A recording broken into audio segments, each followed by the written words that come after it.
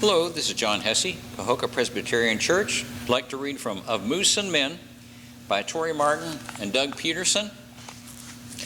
And we're reading the chapter that's entitled My Fortress of Multitude.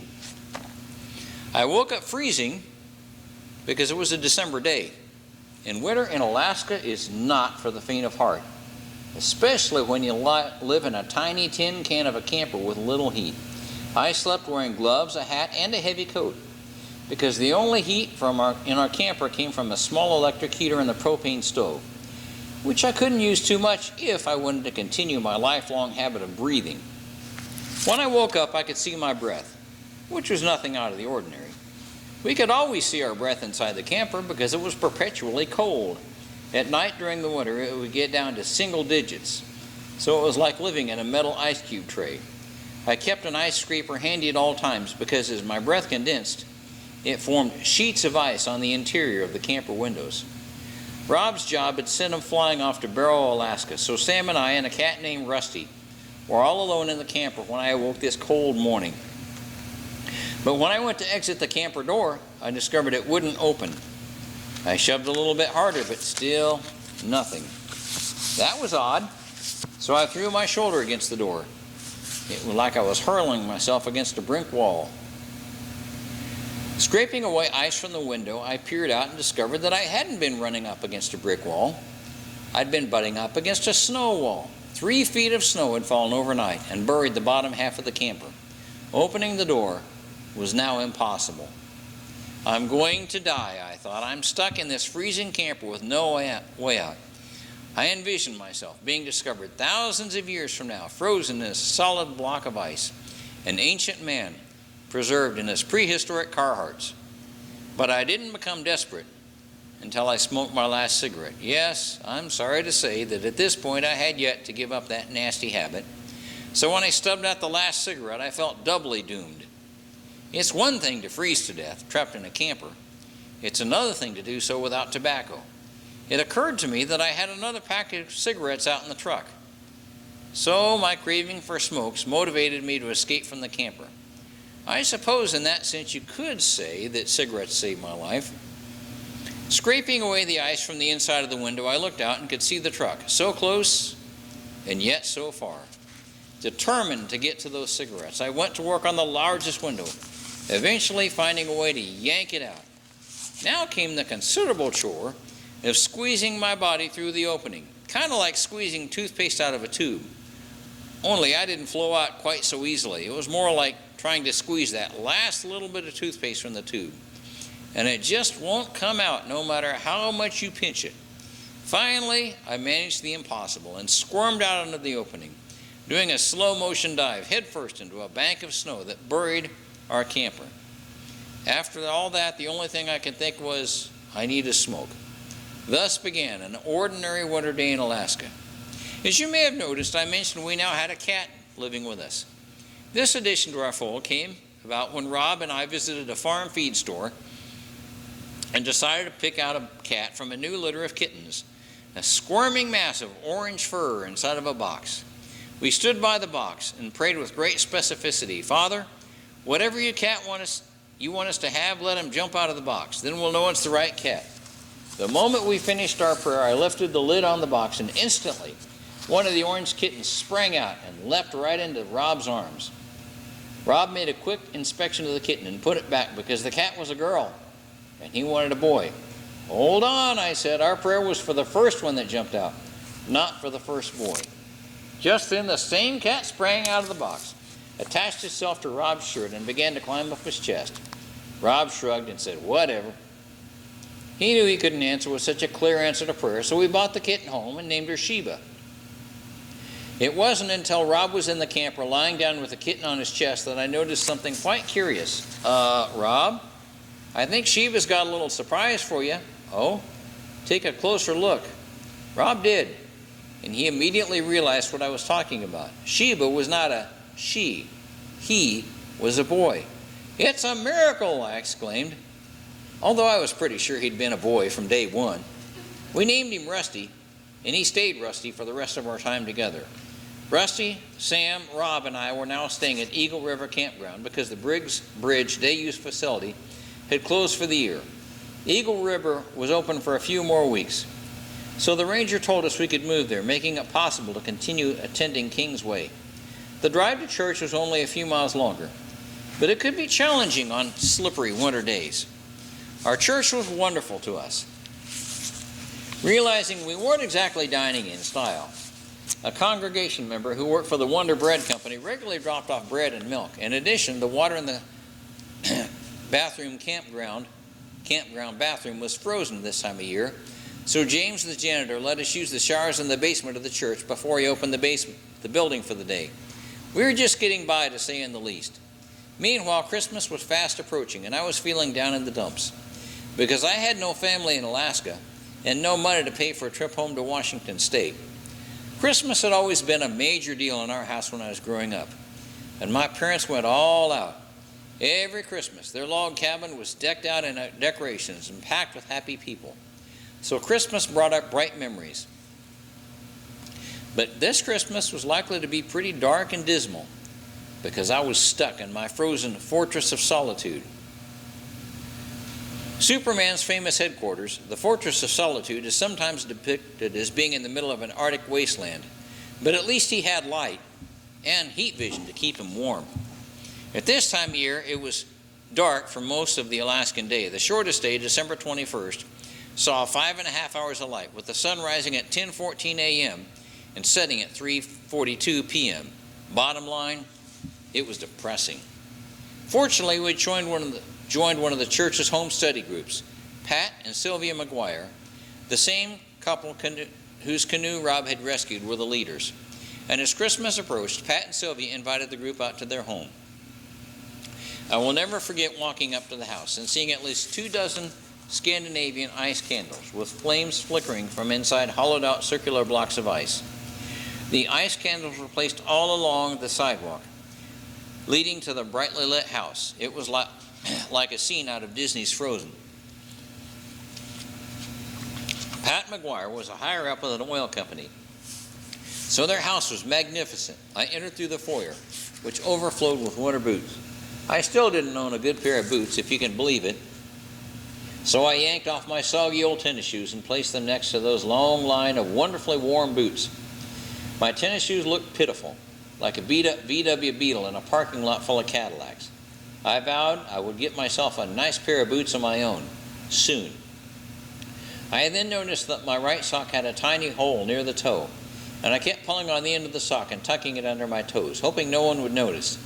This didn't help with my normal awkwardness in new social situations. Gripping the end of my sock with my curled over toes, I limped into the living room, and the sight of their decorations took my breath away in more ways than one. The house was so warm and toasty, I could no longer see my breath the way I could outdoors or in my camper. But it also took my breath away with its awe-inspiring beauty. The main living area rose up 2 floors and was topped by a cathedral ceiling. And then the center of the living room was the largest Christmas tree I had ever seen. It stood almost 14 feet tall, shooting all the way up to the second floor balcony. The youngest McGuire child, Shannon, was all smiles as she took Rob and me upstairs for a tour. And I said in amazement, "Look, the tree reaches all the way up here." "Yeah, I know," Shannon said, grinning wildly. "Cool, huh?" "Very cool." Then we went downstairs for hot chocolate, and I saw at least 30 coffee cups hanging on display, each of them from a different place around the world where the family had visited. We had only 3 coffee cups in our camper, one for me, one for Rob, and one for Sam. I am well aware that dogs cannot drink from coffee mugs, but I had come across this mug with the name Sam on it at a garage sale, and I just couldn't resist. Whenever Rob reached for Sam's mug, I would remind him with a stern look and a firm voice, "That's Sam's." "Whatever," he would say, slowly pulling his hand back and looking at me as if all this snowy desolation had finally unhinged my mind. After coveting the McGuire coffee cups in their kitchen, I found a seat in the living room. I was probably quieter and more observant than normal because of my attention deficit disorder. I was afraid of saying something socially goofy, especially in such a fantastic setting. So I just sat there quietly, taking it all in as I continued to play with a hole in my sock. Off to one side was a large harp, which I assumed was just a decoration, until Sylvia sat down and began to play. In fact, Shannon brought out her harp as well, and the mother and daughter played together. I have never heard a harp played live before, and I have only one word to describe it: ethereal. I felt as if I had stepped into heaven. Either that, or I'd wandered into a normal Rockwell painting, or I was inside a Winter Wonderland snow globe. Looking around the room, I saw that most of the people had their eyes closed as they savored the harp music. So I closed my eyes and prayed a very specific prayer. I asked that God would one day give me a beautiful house with a big Christmas tree and lots of friends who would rock the rafters with laughter. As a P.S., I asked God if I could also have a kitchen like the McGuires, stocked with a multitude of coffee cups, which had come to symbolize hospitality and warmth to me. We enjoyed an amazing evening, but as we drove home and trudged into our cold little camper, I had to admit to a touch of envy. I was back in our cramped 21-foot tin can, thumping my arms against my side and trying to stay warm, while I waited for the stove to pump a little bit of heat into the place. I was miserable, so I started praying about my plight. Well, actually whining. Is there such a thing as sacred whining? And then it dawned on me. I looked out the window of our camper, and I realized that God had given us close to 495,000 acres of beautiful Alaskan wilderness, and it was all ours during the winter, when the campers were gone from Eagle River Campground and the expansive Chugach State Park. The moon shone on the fresh snow, and I recall the nights when we could see the northern lights shimmering in the sky. God had hung those lights in the sky just for us, with their reds and greens and blues. The Christmas decorations God provided rose higher than any Christmas tree on earth, and I sensed more than ever that God was in control. I may have been living in a mental camper, but I was a camper in God's hands. Although I wouldn't have minded if he'd been wearing some warm mittens as he held us. All evening I'd been feeling a bit like Job, although my trials were nothing compared to his. But the Lord had answered me by showing me his wonders, just as he had done with Job. God answered Job's complaints with words that ring true for anyone from Alaska. He spoke all about his creation. Have you entered the storehouses of the snow? Job 38:22. Can you bring forth the constellations in their seasons, or lead out the bear with its cubs? Job 38:32. Do you know when the mountain goats give birth? Do you watch when a doe bears her fawn? Job 39:1. Does the eagle soar at your command and build its nest on high? It dwells on a cliff and stays there at night. A rocky crag is its stronghold. Job 39:27 and 28. Its stronghold. Those words hit me squarely between the eyes. God is my rocky crag, my stronghold. As Psalm 18:2 says, the Lord is my rock, my fortress, and my deliverer. My God is my rock in whom I can take refuge, my shield and the horn of my salvation, my stronghold. When I turned away from the window of my camper, my eyes came to rest on a small glowing Christmas tree sitting on our table, a light that my mother had sent to us as an early Christmas gift. My mom and grandma had made the light by putting our crystal beads on safety pins, stringing them together in the shape of a tree, then coiling Christmas lights inside. This was a wonderful symbol of how God creates beauty in our lives by stringing together the most ordinary moments, like shaping a beautiful Christmas tree out of ordinary safety pins and beads. Everything connects. Viewed on their own, safety pins and moments from our lives might seem plain, but assembled by the Master's hand, they become stunning. This little light of mine kept my camper from feeling more dismal than it was. To this day, it's still the first decoration I put out each Christmas when I start decorating for the holidays in September. The same month, my mother sent me this Christmas tree light. I always put this light in a place of prominence to remind me of God's faithfulness and how he answered the prayer I said in the McGuire house. Today I live in a house with a big kitchen, lots of mugs, 3 guest rooms, 3 flushing toilets, and not an outhouse in sight. Next to the light, I always put a picture frame made out of rocks that my parents collected during their gold mining trips. That's another story.